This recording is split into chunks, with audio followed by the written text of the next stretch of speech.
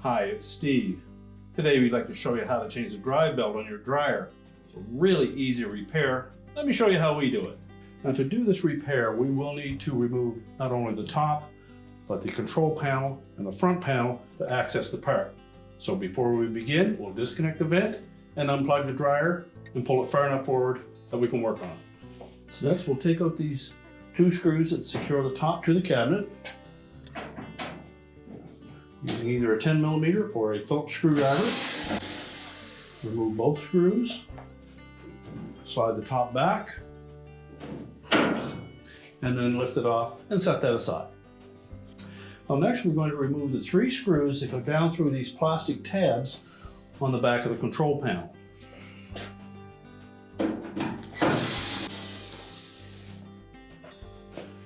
Now just lift up on the back of the control panel, tilt it forward. And if you can lift it far enough forward, we can pull the legs out of the openings in the top of the front panel. We'll expose wire harnesses that we need to disconnect.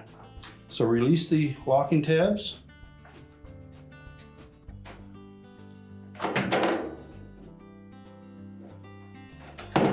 Separate the harnesses, and then we're going to set that control panel aside. And next we'll open up the dryer door.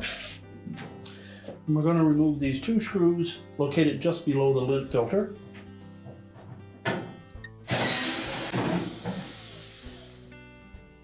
Then we'll remove the screws that secure the top of that front panel to the support piece.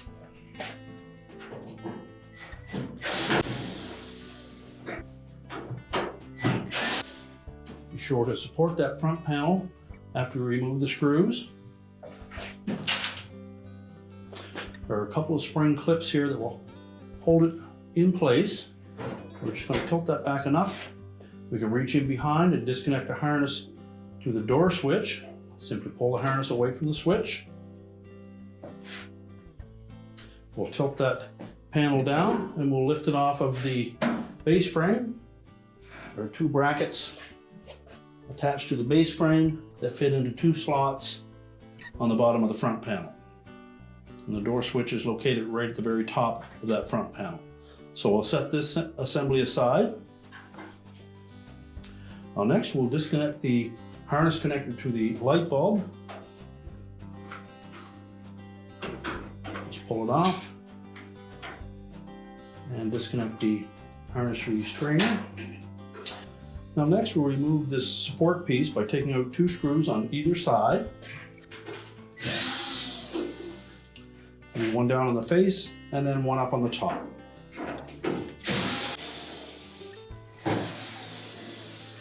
Now in some models there may be an additional screw that secures the housing for the control board to that support piece, so you'll need to remove that as well.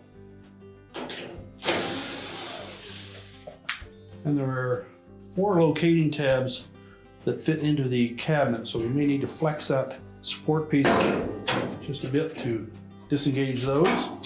Then you can lift that off and set it aside.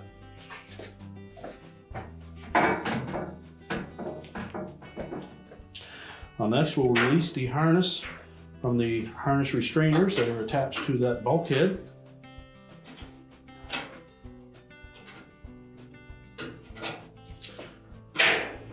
And just tuck that out of the way.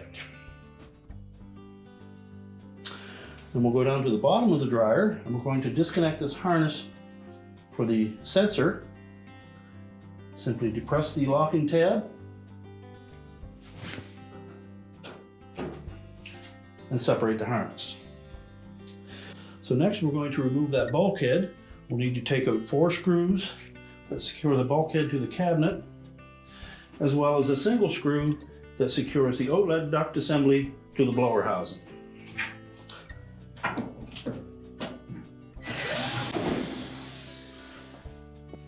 So we'll lift up on that bulkhead to disengage the tabs that secure it.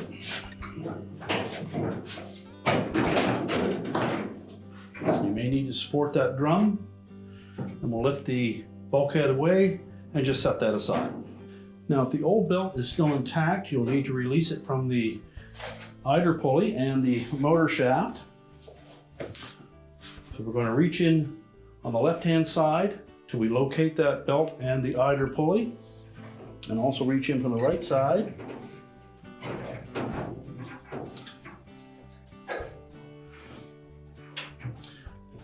Once you find that idler pulley, you'll note that the belt comes down across the left side of the drum, wraps around the idler pulley, out, and then around the motor.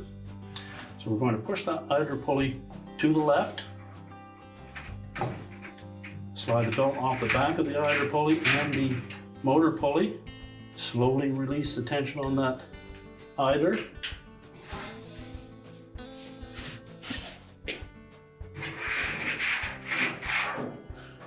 Now with the belt, we'll lift the drum off the rear drum rollers and slide it out through the front of the cab.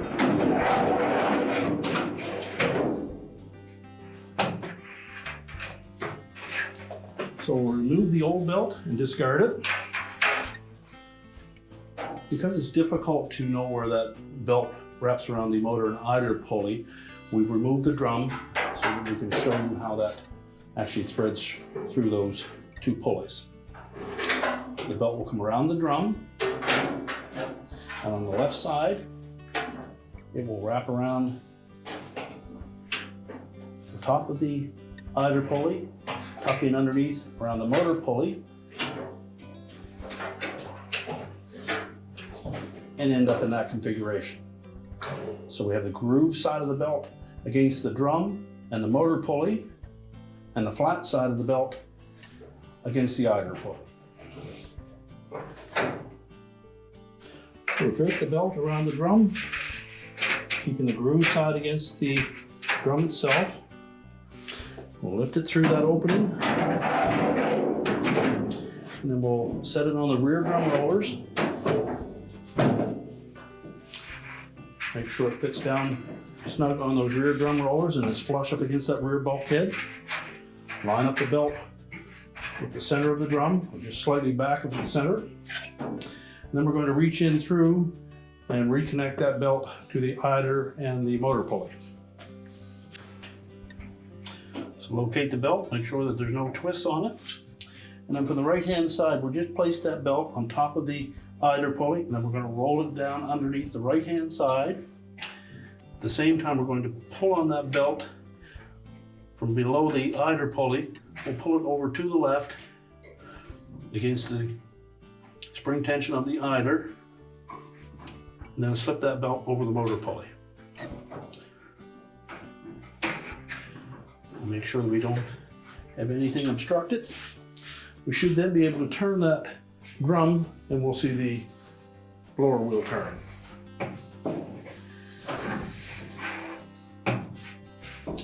So now we're ready to put the front bulkhead back on.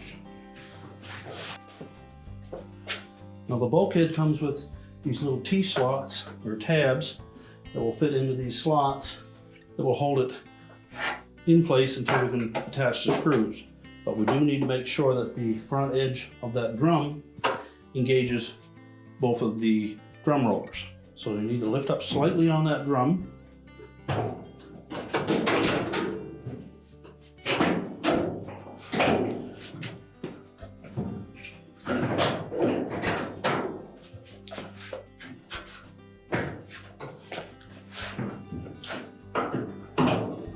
Line it up on both sides.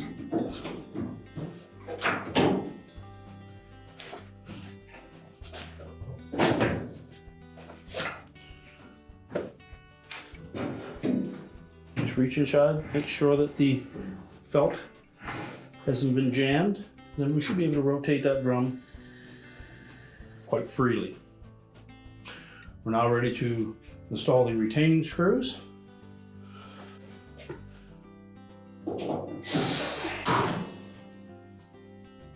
And remember the one down onto the blower housing.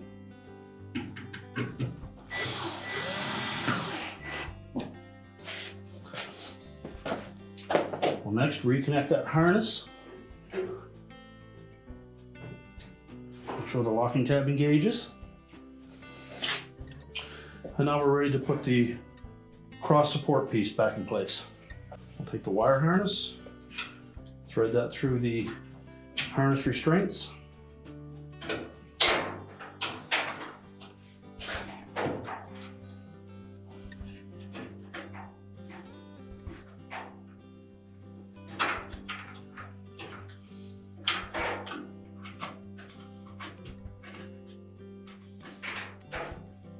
You can reconnect the harness to the light bulb.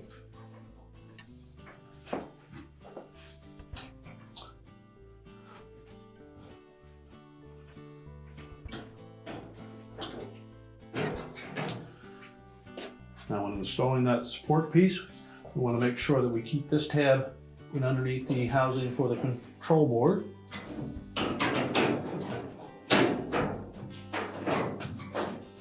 Line up the slots with the tabs on that support piece.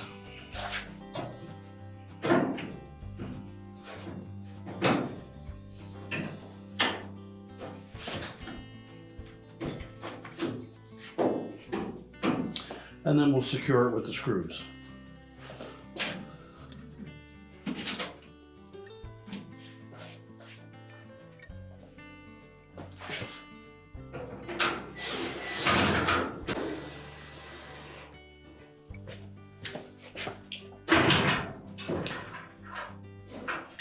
Tuck the two harness connectors for the control board out through that opening. And now we're ready to put the front panel on. We'll line up those hooks on the bottom of the base frame with the slots in the bottom of the front panel.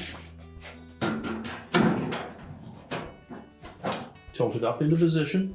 Once we get it close, we'll reconnect that harness to the door switch.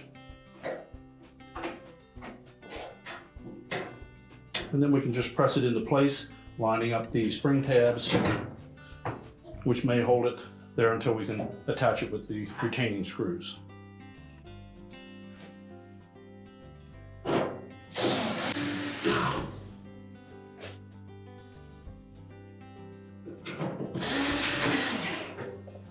Now when reinstalling the console, we'll want to make sure that we line up these tabs on the bottom with the appropriate slots on the top of the front panel. But we also need to reconnect the wire harnesses first. Make sure the locking tabs engage.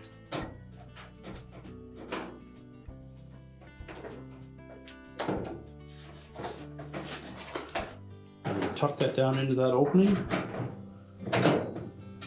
Make sure all of those tabs line up. Feed the harness down through that opening.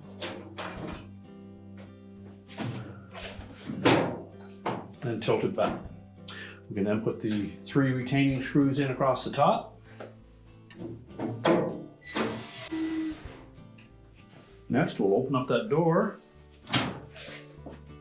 and reinstall the 2 screws into the lint filter housing.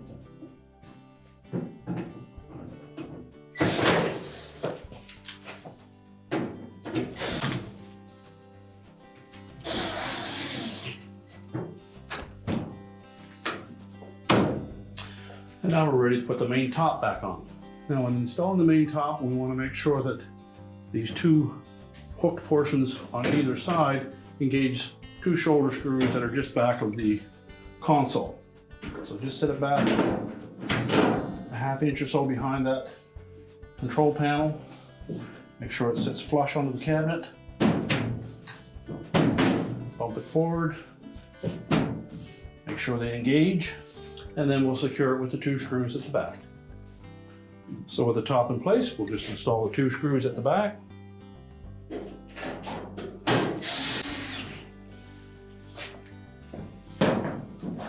Now we're ready to push the dryer back into place. We're now ready to reconnect our vent and our power, and your repair is complete.